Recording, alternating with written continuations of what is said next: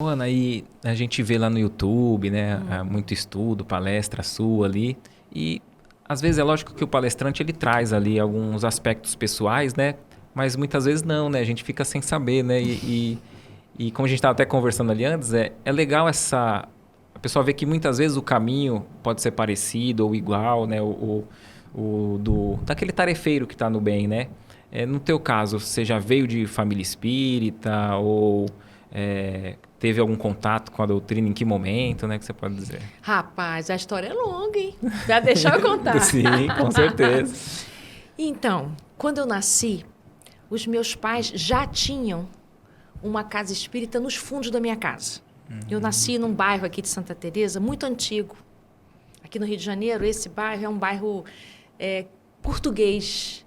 Ele fica no alto do morro, então é um lugar de difícil acesso e é quase como se fosse uma cidadezinha pequena. Então, meu pai e minha mãe médium, psicofônica, e meu pai era coordenador da reunião mediúnica. Então, eles abriram palestras públicas, tinha passes, tinha evangelização de crianças, reunião mediúnica. E isso era assim, um quintal grande, meu pai mesmo construiu uma sala maior e uma pequenininha. Então, quando eu cheguei, eu sou a quarta filha de 5, quando eu cheguei, eles já estavam nessa atividade há muito tempo. Então, eu não vi o começo, como é que foi esse começo. Mas eu sempre estive envolvida com essas atividades deles, cestas básicas, atendimento à comunidade. Então, era assim, muito forte isso. Então, a nossa convivência familiar e casa espírita era quase que uma coisa só. Então, tinha gente indo na minha casa todo dia para ser atendido espiritualmente ou materialmente.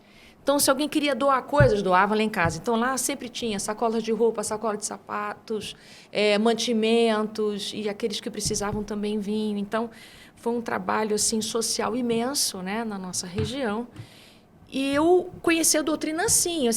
Aliás, eu levei um tempo para entender que existiam outras casas espíritas. Eu, assim, pequena, eu achava assim que aquilo era um universo único. Sim. Depois é que eu entendi que tinha movimento espírita, um monte de outras casas espíritas como a nossa e tal. E aí eu entrei para o movimento espírita propriamente dito. Aí é que eu fui frequentar a mocidade espírita e aí a minha Em outras trajetória foi em casas. outras casas. E seus pais continuavam com... Continuavam lá com um atendimento mais dos adultos, porque não tinha a mocidade espírita na nossa casa, né? Então, a minha trajetória foi crescendo, assim, de espaço, né? Então, eu comecei a evangelizar, eu tinha 13 anos, e depois segui com palestras, estudos. Então, E foi assim, segui. até mesmo as questões mediúnicas, assim, de reuniões, para você já Era sempre normal? naturalidade. Muito normal. O fenômeno mediúnico era uma coisa, assim, da hora, né? Assim, comum. E da minha mãe dar passo na gente em tudo aquilo que a gente sentisse, dor de cabeça, virose, né? Então, era uma coisa comum. E muitos médiuns transitavam na nossa casa também, né? Se formaram, aprenderam a mediunidade. Então, eu conheci aqueles espíritos protetores da casa, né? Muito pequena, conversava com eles, os escutava. Então, eu realmente Materializado ou não, acho... através de psicofonia? Não, através de psicofonia. Então, eu me considero uma pessoa muito privilegiada por isso, porque eu conheci o espiritismo pelo coração, né? Pela família, um lugar seguro. Então, meu pai era muito estudioso, meu pai era imigrante, meu pai árabe, veio para o Brasil jovenzinho, e mais tarde que ele conheceu minha mãe, mas ele teve uma estrada, ele não era espírita de berço, né? Ele aprendeu o espiritismo com a minha mãe, e assim criaram um grande trabalho juntos. Né? Olha, que legal. E aí você fala que o trabalho vai desenvolvendo, aí a princípio já é com palestras, como que vai... Não, primeiro eu comecei na evangelização e na mocidade, e as palestras foram chegando aos poucos, né? Enquanto movimento jovem, eu participava de comércio, eu ia a todas as comércias, encontro de todos os jovens. Eu sou de uma época que as mocidades eram cheias, lotadas, assim. E encontro de jovens era uma coisa muito grande. Então, era muito prazeroso isso, ir na outra casa espírita. Então, os jovens visitavam a juventude das outras casas. Então, tinham muitos eventos jovens, né? Com muita música, né? Que é uma coisa que atrai muito. O jovem é cantar junto, tocar violão, enfim. Mais tarde, quando eu me tornei adulta, é que eu entrei para os trabalhos de mediunidade e fazer palestras públicas e assim por diante. E nos cursos, assim, qual que é a maior qualidade, assim, para o curso que... Você dá os cursos lá na sua casa, né? Lá na nossa casa eu sou responsável, como eu sou da fundação da casa e coordeno os estudos da casa, a prevalência e onde a gente tem maior público, a gente tem um público bom para as palestras espíritas, mas os grupos de estudo têm mais atração, porque nos grupos as pessoas têm a oportunidade de se colocar, de falar de si, de se compreender melhor.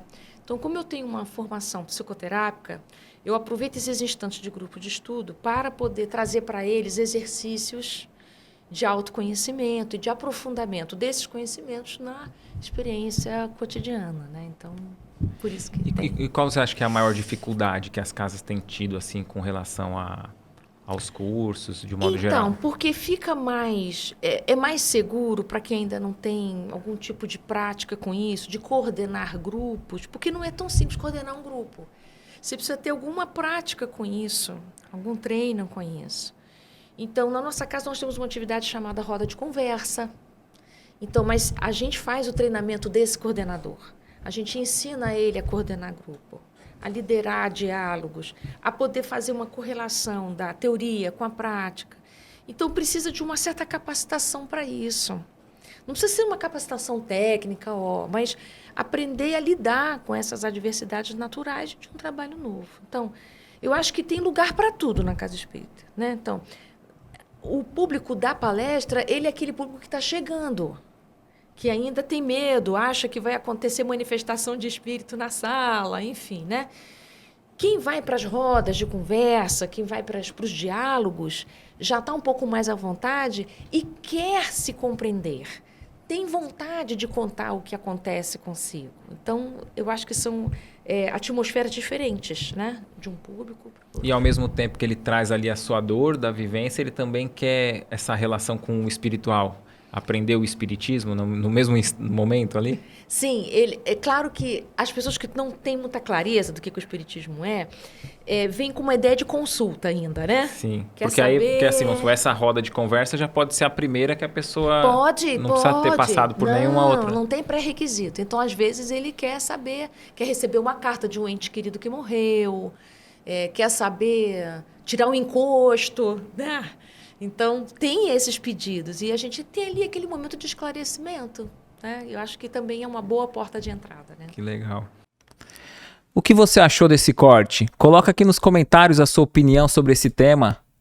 Para ver o episódio completo, é só pesquisar Recomeçar Podcast Espírita. E caso tenha ficado alguma dúvida sobre a doutrina espírita, é perfeitamente normal. Procure ler as obras de Allan Kardec.